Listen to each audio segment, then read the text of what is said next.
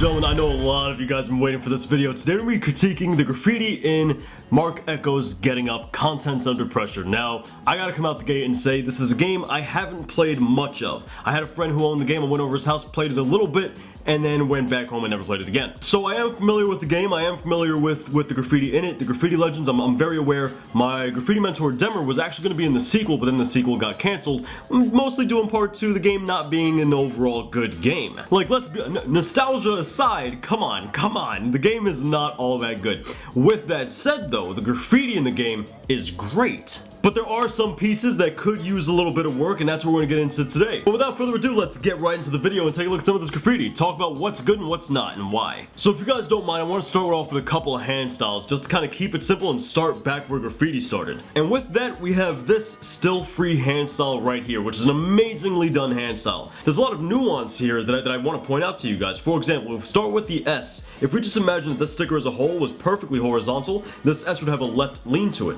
Although the base is pretty like steady and stagnant, the top of the S leans more so to the left, and this is highly indicated by the top being more so to the left, as well as this vertical line leaning to the left. And that left lean then lines up with the right side of the S as well, which gives the overall box, the overall shape of the letter itself, a left leaning right side, similar to a triangle if you will. And what this does for us is it gives us a good platform to flow the next letter being the letter T. The T is then given a left lean as well, which then immediately flows with line uniformity and similarity, works out perfectly. Done. From here all the other letters are just as vertical as the T, having the I with the two L's following, so it's really easy to flow those next three letters with the T. But then something happens with the FR combo in the word free, and this is where things get interesting, because the F goes upwards and then slants down to the right, with the top portion coming in this way. What they could have done, and I think would have been less effective, is they could have taken the R and put it directly to the right of this F,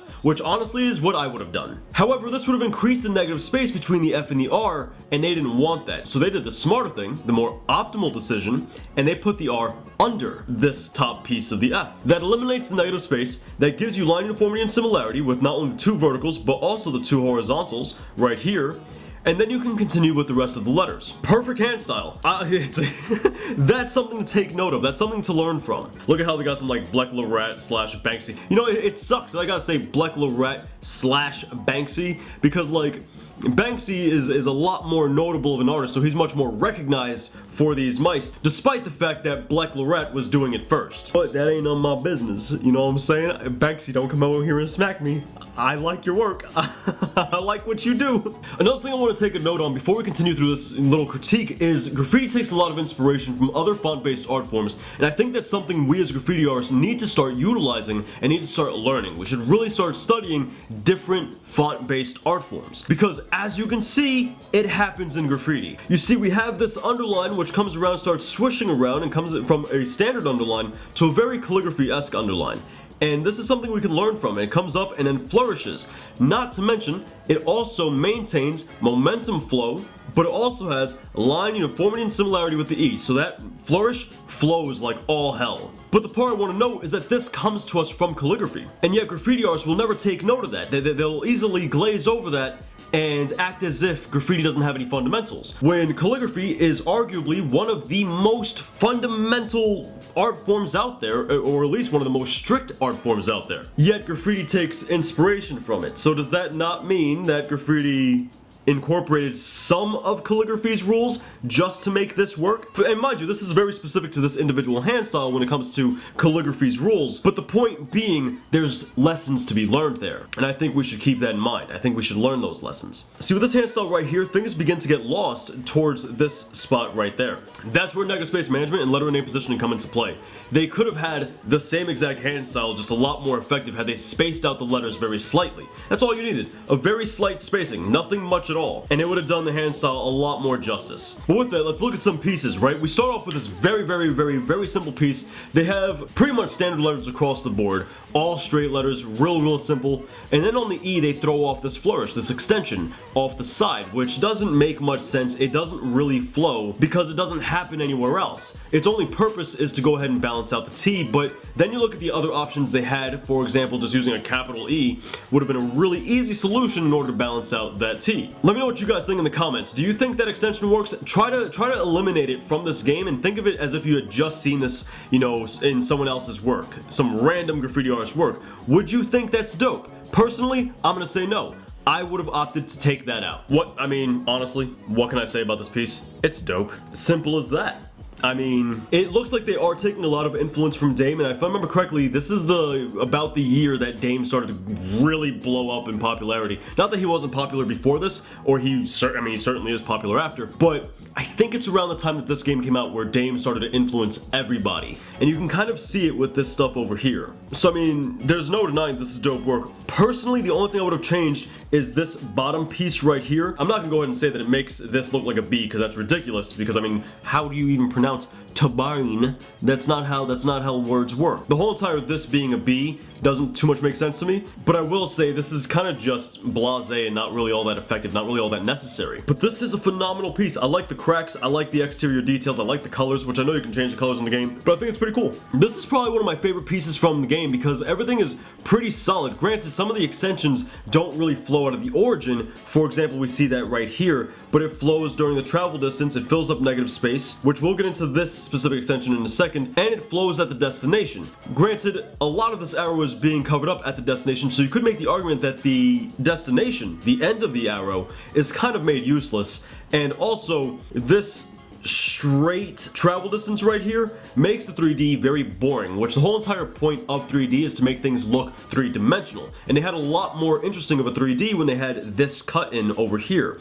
That would have certainly have added a lot more depth, but I would make the argument that they don't need all that depth because they have so much with the overlaps and other things going on. So this becomes excusable. This becomes 100% okay. A lot of this graffiti is really amazing. Like, how can I, you know, say anything about it? This is another really good piece. Look at how the R fills in the negative space of the A. Granted, I personally would not have opted for that, but that doesn't make it wrong. This is 100% good, amazing, viable. For sure. I, without a doubt, would not have done this extension though. This extension would certainly have to go. Its only benefit is it makes the R appear larger, and as a result, your force field, your key line, which is what it's technically called, is now kind of more on par with the T, the A, the N, and the E, as opposed to being a lot shorter that the R typically would have been in this case. So that's the only thing that's justifiable there, but this was an easy structural change or a letter sizing change. And that would have been totally, you know, a different way to handle it, because let's be honest, this extension doesn't flow. If you guys were to see that extension on anyone else's piece, you guys would call it out. I love the way the N connects to the E. It's really nonchalant, very, very sneaky and sly. It's real nice and crisp. So I like the way these two connect. I would have liked to have seen more connections between the other letters, but it's not even necessary because the flow is so significant in this that it doesn't need to connect. Look at the letter and line uniformity and similarity between the T right here and the R right here, and then this part of the T with this part of the R. And then with the RA, do I even have to explain that? This fills in perfectly. The only segmenting you get is really from the A to the N, and that's about it. But once again, there's enough flow throughout the entire piece to where you don't even see that segmentation going on. I don't even know if segmentation's a word, but we're gonna use it for this instance. Now this piece is something I want to talk about because there's a lesson to be learned here, right? Check this out. You have a tremendous amount of weight on the right-hand side of the name. Look at how massive that E is. And look at how massive its extensions are compared to the T. The letter T is really small, but how did they manage to balance this? Well, let me go ahead and show you. Let me go ahead and point out a couple things, right? So you have this massive E, and then they went ahead and took an interior detail and popped it off as an extension.